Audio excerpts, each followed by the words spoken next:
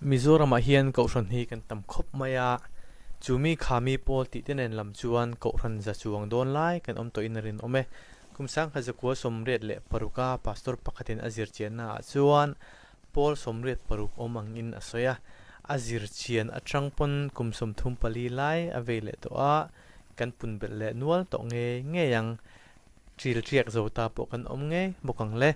eng po chuni se Paul emo ko rona hian Chhandamna halo om si lowa ke mani ko ron theu hi a tha kan ti em thewa midang ko ron soi chedu le deu du tho thang khopin kan tang na veka a boi thak khop atu te ma kanin ngei hlei theilo ani bera khovela hian ko ron sang hi atam khop kan riat la then khat ba ka tual tro te nen chuan atam via wang chumi ani rual chuan ramchang kanga avek hian Paul le ko ran hi an hlom alo lian a kheu beu le te noi te anom meu lo ke nia chuan veng khata po member zathum zali te om khom in kanin rel sang thlia a that na om te meu mai ma se lungrol na zai on tlang chunga kan la leng za ang ti tu tan chuan a fel hel deuh ani kan tum van noma khian ring tu zong te tan lalpan muna buat sai chuta kan chol to ang then na reng om lo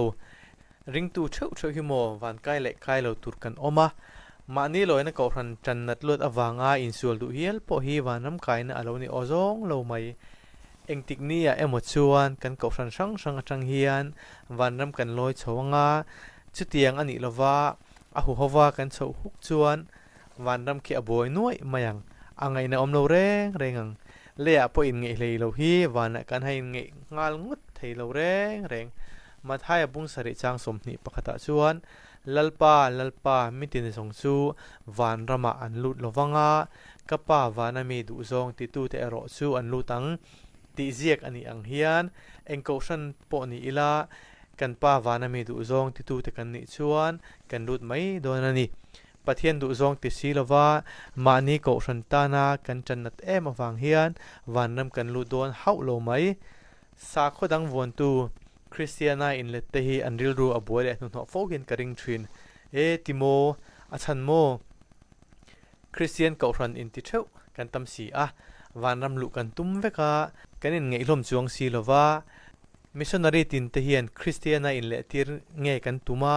kan ko hrana ti te po hi ngai tu tham anima na ko ran dang atang kan ko hrana anon loi a ram kan la kan pun bele kan ti kan lom em a awamang an thak tak em atop bera chuan eng ko ran na po om mai la wana pa pathian du zong kan ti chuan wanam kan lu don chumi khami ko hrana kan om wang an to don lo chutiang a van kai nu nei tu te tan chuan mani loina ko ran wa fak chiam angai lova kan om dan an thlir in an fak mai thin puke eliana van ram kai awang in upc zong van ram kan kai don lova reverend vanal zuata van ram kai awang in